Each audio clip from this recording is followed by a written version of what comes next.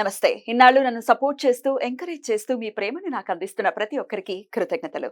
అలాగే ఈ వీడియో కూడా ఖచ్చితంగా మీకు ఉపయోగపడుతుంది. లైక్, షేర్ అండ్ సబ్స్క్రైబ్ చేసి మీ సపోర్ట్‌ని నాకు అందించండి. అలాగే ఈ వీడియో పట్ల మీకున్న అభిప్రాయాన్ని కామెంట్ సెక్షన్‌లో కామెంట్ చేసి తెలియజేయండి. ఇప్పుడు వీడియోని చూద్దాం. జ్యోతిష్య శాస్త్రం ఒక అద్భుతం. వేదాంగమైన జ్యోతిష్య శాస్త్రం అనేటువంటిది మానవ జీవన గమనానికి ఒక వరం. జ్యోతిష్య శాస్త్రం నీ జీవితంలో వెలుగునింపే ఒక భాష. ఆ భాష నీకు అర్థమైతే ప్రకృతి నీతో మాట్లాడుతుంది. అస్ట్రాలజీ నేర్చుకోవాలి అనుకునే వారికి అద్భుత అవకాశం. మురళీధర శర్మ గారి అస్ట్రాలజీ క్లాసెస్ అతి త్వరలో మొదలు కాబోతున్నాయి. 100% జాబ్ గ్యారంటీ. వివరాల కొరకు సంప్రదించండి. నమస్తే, వెల్కమ్ టు అవర్ ఛానల్. నేను పద్మిని. ప్రస్తుతం పాటు ప్రముఖ ఆధ్యాత్మికవేత్త, జ్యోతిష పండితులు కేఎస్ఆర్ గారు మనతో పాటు ఉన్నారు. మాట్లాడదాం. సార్ నమస్తే. సార్ ధనాధిపతి అని బోర్డు మీద రాయడం జరిగింది. వావ్, ధనాధిపతి అదే మనకి ఏ గ్రహం ఖచ్చితంగా డబ్బులు ఇస్తుంది అనేది అస్ట్రాలజీ ప్రకారం మనం తెలుసుకోవచ్చు. అయితే శుక్రుడు ఒకవేళ డబ్బులు ఇస్తున్నాడా, బుధుడు ఇస్తున్నాడా, ఎవరిస్తున్నారు అనేది తెలుసుకుని ఖచ్చితంగా తద్వారా ఆ గ్రహాది దేవతని కొలిస్తే గనక ఏమైనా డిఫరెన్స్ ఉంటుందా? ఒకవేళ ఇవ్వట్లేదు ఏమంటే శుక్రుడే ఇవ్వాలని కానీ మాకు డబ్బులు ఏం రావట్లేదు అంటే ఏమిటి బ్లాకేజ్ ఎక్కడ ఏర్పడింది ఒకసారి మాకు చెప్తారా? తప్పకుండా. ఎందుకంటే ఇవాళ మనకి ధనమూలం మిథున జగత్ అన్నాం కాబట్టి ధనం చుట్టూ అందరూ తిరుగుతున్నారు, ధనం కోసమే పరితపిస్తున్నారు. కానీ ఆ ఇంధనం మనం ఒడిసి పట్టుకోవాలి అంటే గనక ఖచ్చితంగా జాతకాన్ని మనం పరిశీలించాల్సిన అవసరం అయితే ఖచ్చితంగా ఉంది. సో ప్రతి రాశికి ఎప్పుడు కూడా ఆయా రాశులు బట్టి లేదా ఆయా లగ్నాల బట్టి ఈ ధనాధిపతి అనేది మారటం అనేది ఉంటుంది.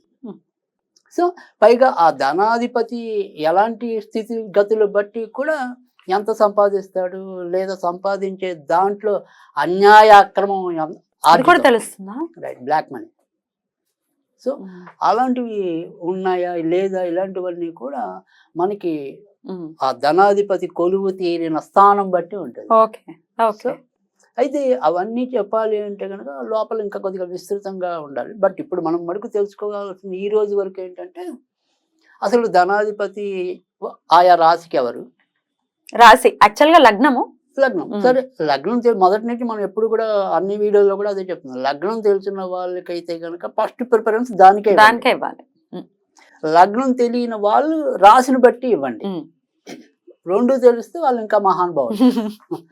సో వాళ్ళకి మనం చెప్పక్కల ఎంతో కొంత అవగాహన అనేది ఉంటుంది. సరే, ఇవాళ మనం చెప్పేది ఏంటంటే ప్రస్తుతం ధనాధిపతి అనే మనం అంశం తీసుకున్నాం కాబట్టి ఏ రాశికి ఎవరు ధనాధిపతి అవుతారు, వాడు ఎక్కడ ఉంటే మేలు చేస్తాడు. ఇది అక్కడ ఉండడమే కాదు, అంటే సెకండ్ ప్లేస్ లోనే ఉన్నారు. అలాగే ఇవన్నీ రాసులు అనుకోండి. ఇక్కడ మనం ఇచ్చిన దాని ప్రకారం ఏంటంటే ఇక్కడ ఇది సపోజ్ మేష రాశి అయినా కానీ మనం దానికి అధిపతిగా కుజుడు వేసాం. సో ఇది వృషభ రాశి, మనం ఇక్కడ శుక్రుడు వేసాం. సో ఇది మిథున రాశి, బుధుడు వేసాం. తర్వాత కర్కాటక రాశి, చంద్రుడు వేసాం. సింహరాశి, ఇది అలా మిగతావి కూడా. సో రాశులందరికీ ఆల్మోస్ట్ ఆల్ తెలుస్తాయి కాబట్టి నేను మొత్తం 12 రాశులు చెప్పట్లేదు కానీ బట్ ఈ రాశులకి అధిపతులను ఇచ్చాం ఇవాళ మనం. సో ఎప్పుడైనా సరే రాశి అనేది మనకి దక్షిణ ఆరోస్కోప్ లో అంటే నార్త్. సో మనకి మెయిన్ ఏంటంటే దక్షిణాది వాళ్ళందరూ కూడా ఈ చక్రాన్ని ఫాలో అవటం అనేది ఉంటుంది. కొంతమంది అపసవ్యం అనేది ఉంటుంది. అపసవ్యాన్ని ఫాలో చేస్తారా? మనకి ముఖ్యంగా తూర్పుగోదావరి జిల్లాలో కూడా కొంతమంది అపసవ్యం అని ఫాలో అయ్యే వాళ్ళు ఉంటారు. సో అప్పుడు మళ్ళీ కొద్దిగా కన్ఫ్యూజ్ అవుతుంది. కానీ ఇదేంటి మనందరికీ తెలిసిన పద్ధతి, ఎక్కువ శాతం మందికి ఇదే పద్ధతి. సో ఇక్కడ సపోజ్ మేష రాశి నాది అన్నారండి. సో మేష రాశికి రెండేంటి వాడు ఎవడవుతున్నాడు? శుక్రుడు అవుతున్నాడు. సో ఈ శుక్రుడు అనేవాడు ఎప్పుడు కూడా ఇక్కడ మనకి ఉంటే ఇది 3వ ఇల్లు కదా, ఈ ధనస్థానానికి ఇది వృద్ధి స్థానం అంటే పెరుగుతుంది. సో ఎప్పుడు కూడా ఈ ధనాధిపతి ధనస్థానంలో ఉంటే ఖర్చులు అధికంగా ఉంటాయి. ఉండకూడదు. అయితే స్వక్షేత్రము కాబట్టి డబ్బు మటుకు ఏదో విధంగా వస్తుంది కానీ డబ్బు మిగలదు. సో ఆ డబ్బు వృద్ధి చెందాలి అంటే కనుక ఖచ్చితంగా 3వ ఇంట్లో ఉండాలి. సో ఈ శుక్రుడు మేషరాశి వాళ్ళకి శుక్రుడు ఇక్కడ 2వ ఇంట్లో ఉంటే అది వృషభ రాశికి అయితే ఇందాక మనం చెప్పుకున్నాం ఇది మేషరాశికి స్వక్షేత్రంలో ఉన్నట్టు, 2వ ఇంట్లో ఉన్నట్టే. సో 2వ ఇంట్లో ఉన్న వాళ్ళకి డబ్బులు అయితే బాగా వస్తాయి. కానీ ఇక్కడ ఖర్చులు అనేది ఏంటంటే ఈ శుక్రుడు పరిపూర్ణ శుభుడు కాదు వీళ్ళకి. ఎందుకంటే ఎప్పటికైనా మారకుడు కూడా ఆయన 2వ ఇంటి వాడు మారకుడు అవుతాడు. సో కనుక ఇక్కడ ఏంటంటే ఆడవాళ్ళ రూపేణా ఎక్కువ ఖర్చులు అవుతాయి వీళ్ళకి, మేషరాశి వాళ్ళకి. ఓకే. లేదా ఆడవాళ్ళకి చీటికి మాటికి వాళ్ళ కాస్మెటిక్స్ కోసం చీరల కోసం ఎక్కువ ఖర్చు పెట్టాల్సిన అవసరం వస్తుంది. సో అందుకని ఆ రకంగా కొంతవరకు ఇబ్బంది ఉంటుంది. కానీ స్వచ్ఛత్రం కాబట్టి డబ్బులు అయితే ఏదో విధంగా వస్తాయి. రైట్. కానీ ఇదే శుక్రుడు ఇక్కడ 3వ ఇంట్లో ఉంటే అప్పుడు ఖచ్చితంగా మంచిది ఉంటుంది.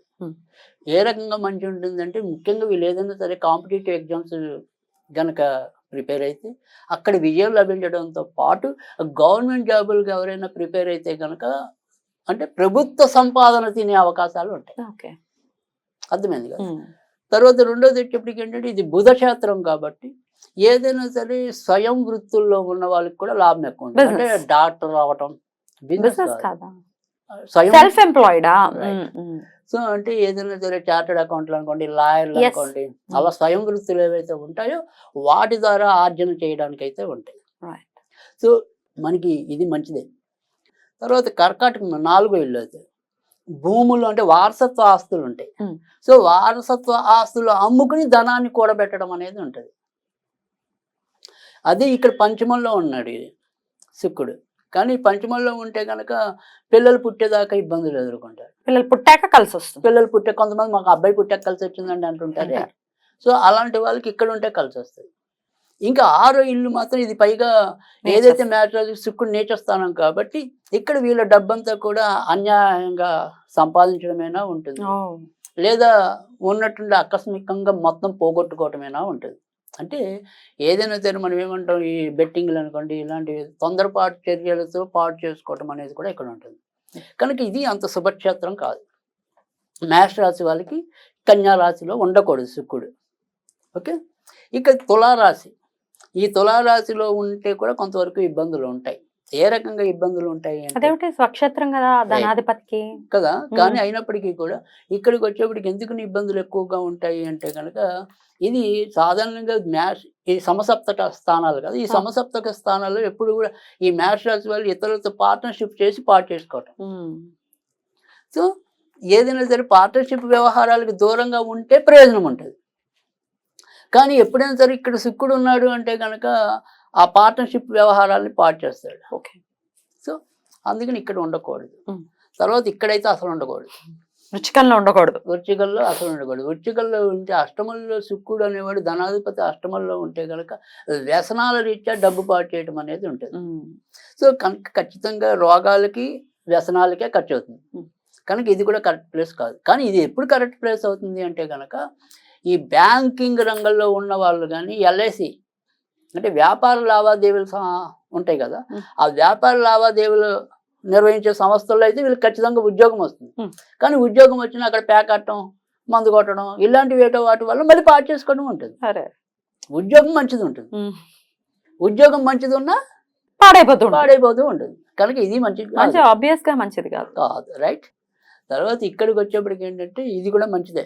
శత్రుక్షేత్రం అయినప్పటికీ కూడా శత్రుక్షేత్రం అవుతుందా? అంతేగా. మరి ఇద్దరు గురువులకి పడదు అంతేగా. రాక్షస గురువు, దేవగురువు. కనుక ఇక్కడ ఉంటే ఏంటంటే అదృష్టవశాత్తు డబ్బు మటుకు ఎప్పుడు ఏదో విధంగా వస్తుంది. ఎందుకంటే ఇది అదృష్ట స్థానం కదా, 9వ స్థానం. కనుక అదృష్టవశాత్తు తెల్లరేపాటికి మన దగ్గర జేబులో రూపాయి లేకపోయినా మొత్తానికి ఇంటికి వచ్చేప్పుడు ఏదో విధంగా పట్టుకొస్తాడు. సో ఆ రోజుకి అయిపోతుంది, కడుపు నిండుతుంది మొత్తానికి. కనుక ఇక్కడ ఉన్నా కూడా పర్వాలేదు.